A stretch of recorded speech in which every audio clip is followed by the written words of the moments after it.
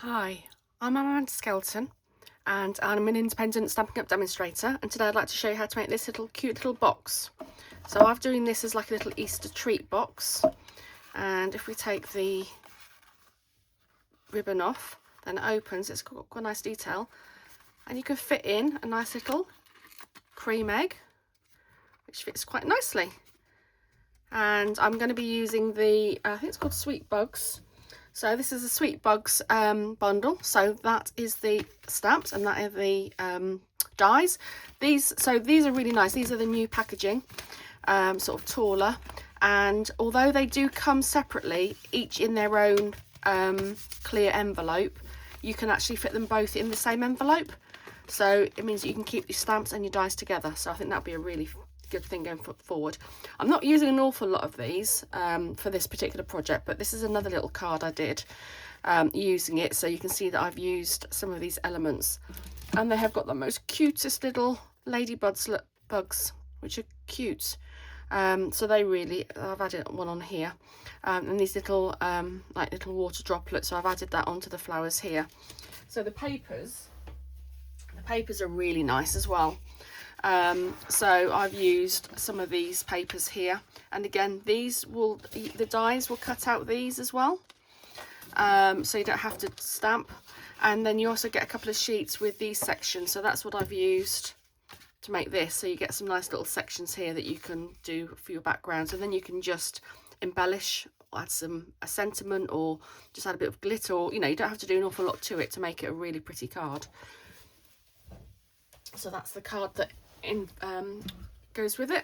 And then there's also this gorgeous scalloped trimmed ribbon. It's quite nice because it's got a little bit of give in it, so it's quite good to do this because you don't have to keep on undoing it. You can just slide it on and off because it's got a little bit of give, so we're going to use that as well. Okay, so it's quite complicated, this one, in terms of the actual to create the box. So what do you need? So I'm using Old Olive card stock as my main colour for the box. So you want a piece of card that measures 8.5 inches by 6 inches. And then what you want to do is you want to score along the sort of the longer side. You want to score at 2 inches and 4 inches. So this is the 6-inch side, so you want to score at 2 inches and 4 inches. Then you want to turn it around and you want to score at 2 inches, 4 inches and 6 inches, and then it will just leave a little ½ inch there. Okay, then once you've done that, you want to then measure 1.5 inches from this side and 1.5 inches from this side, and draw a line or use your trimmer and cut every other one at that 1.5 inch. Turn it around again, the same side. You want to cut across 1.5, and then you want to take the scores all the way up to this fold, this score mark here. So all of these are cut here. Okay.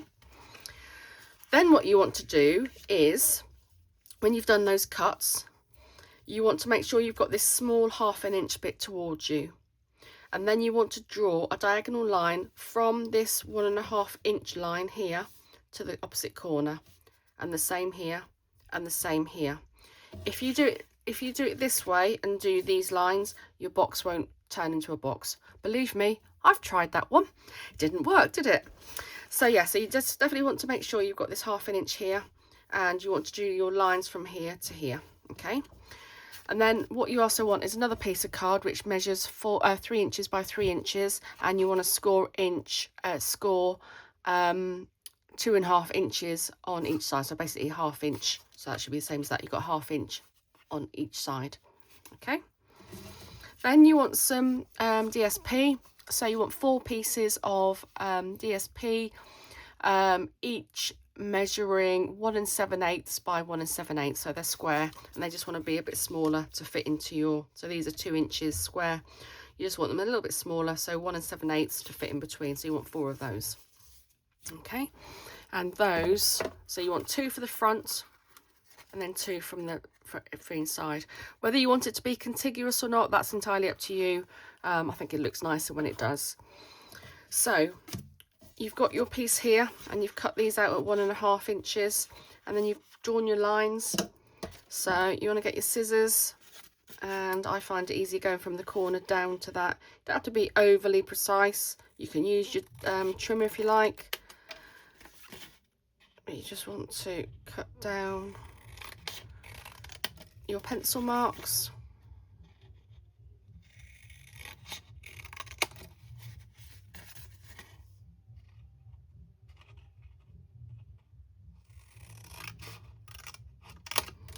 Okay, then you end up with something that looks like a bit like a rocket.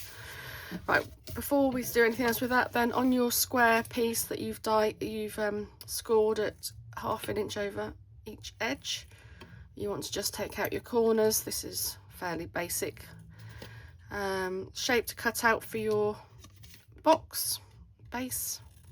So just to say that that is going to become the base here. This one here, that's what that's going to become.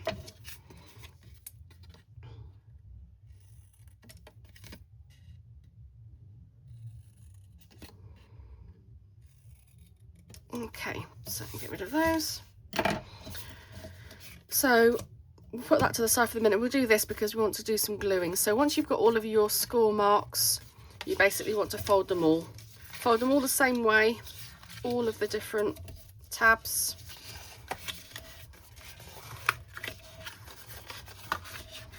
And then fold all of the edges in as well. So like I said, all of these cut up to your 2-inch score mark, even though these are only cut to 1.5 inches.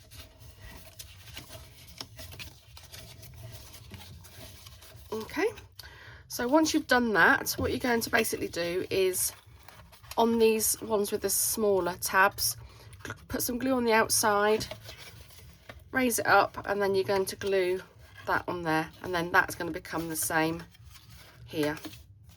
Okay, don't worry about the overlaps at the moment. This overlap, we're going to trim those off in a minute. So got your tabs folded. Oh, she says, come on, glue when you want to work. I always find liquid glue is a lot better for doing this because it gives you some manoeuvrability. And do both at the same time. Oh, come on, glue. So those tabs want to go in the inside. I'm just going to fold it up like that. If you want to, you can put it down flat that way and then press your side pieces down. I've got glue everywhere now. And it just means that you know that you're going to go down to a square, nice square, because you can't push the edges down any further. Okay, so that gives a nice square box. Give them a little press, make sure they go together. And then you can do the same the other side. Again, the outside of the tabs, the square tabs.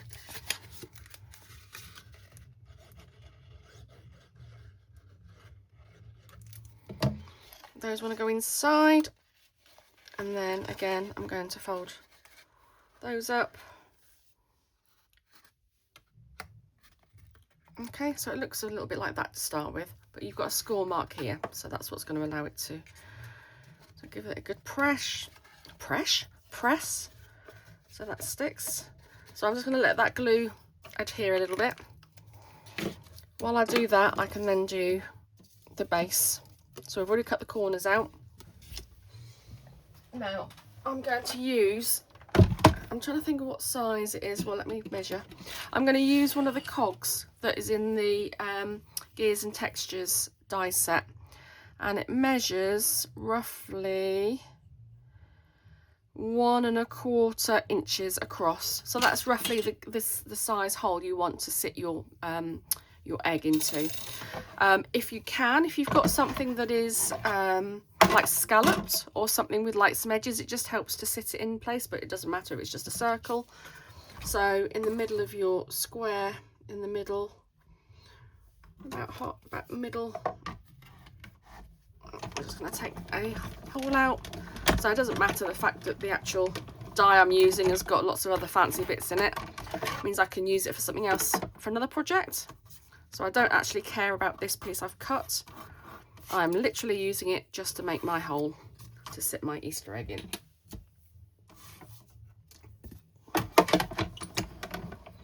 This is where you can use lots of different existing stamps and dies for other projects, which works quite well. So again, you can fold these tabs in, again, fold them all the same way.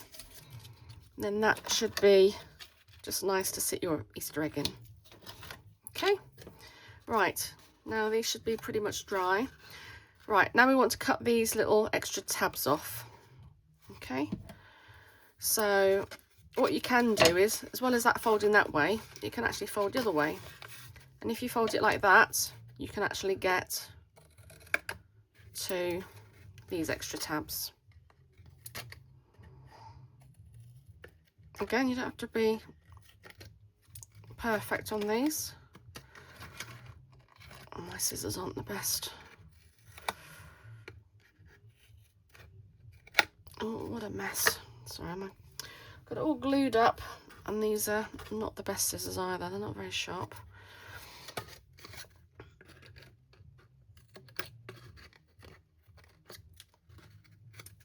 Right,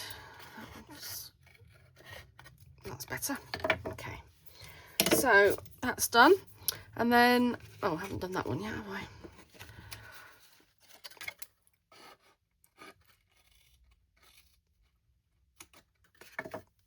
Okay, right, and then you'll have, I'll tidy this bit up in a minute with a different pair of scissors. So then you want to do the similar thing here. You want to put glue on the outside of these tabs, and they want to go in the inside, and that's going to become the front lip of your box, the front lip here to sit your base in.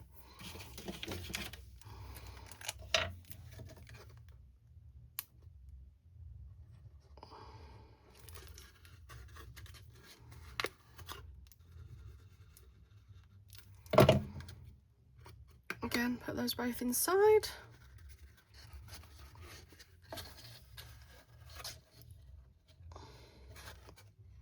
And then just make sure they go in far enough so that it looks like it's a nice square box. It also means that that will fit in snugly as well.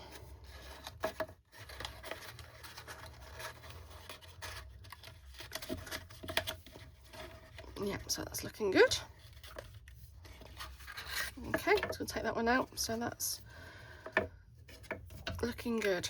Right, the next thing you want to do then, so it's probably worth constructing this before you put your pattern pieces in so that you can see that that's the back and the right way up, etc. It's quite hard to see when you have it laid out at the start. So let me see which pieces I've got. So I think which bits go where. So that looks like that, and that looks like that. So I've got 2 pieces and 2 pieces, so you can put whichever bits you want where. I'm going to use tape. So this is the bottom piece. So remembering to have this lip at the bottom front, and then I'm just going to place these 2 in.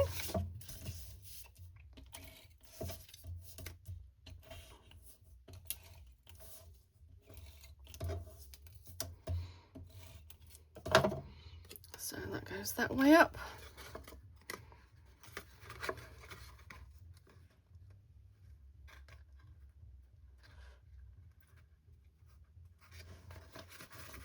Okay, so that's your backdrop, and you can put that one back in.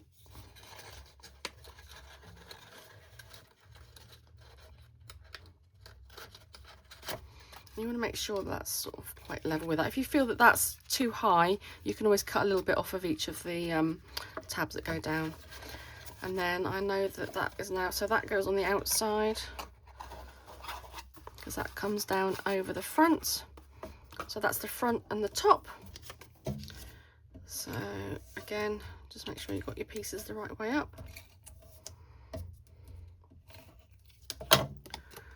So that's the front.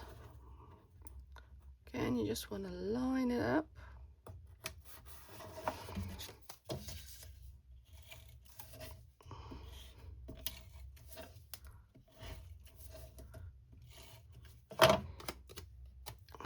goes on the top.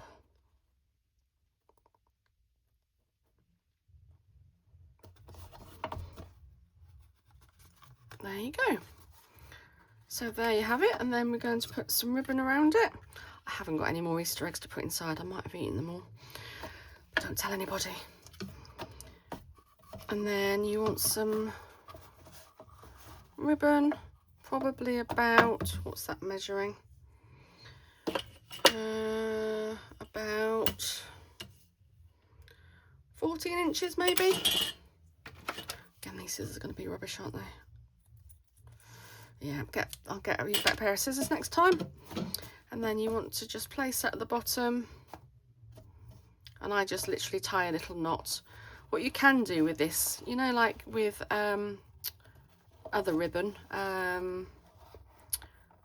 like paper ribbon for parcels, presents, etc. You can use scissors to make them curl, which is quite nice. And you can do that with this as well, which is quite nice to make it curl. So I just do it like that. On this one I've put like a little happy Easter, and I've put, you can embellish this as much as you want. You can add little characters, you can add items, you know, you can add some little your little ladybug or some items, lots of things from here. You can have some flowers. So I think this is really nice, but I think I just need to do a different card.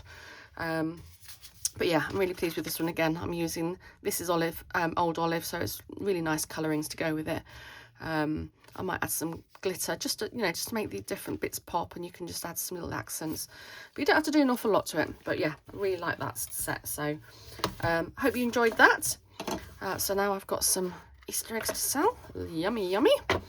I hope you've enjoyed it. As always, you can find me as Amanda's Crafty Cards on Pinterest and YouTube. And you can find the products at Stamping Up at amandascraftycards.stampingup.net, and these should be in the catalogue until something like the 3rd of May. Hope you've enjoyed it. Please leave a comment if you did, and take care. Bye bye.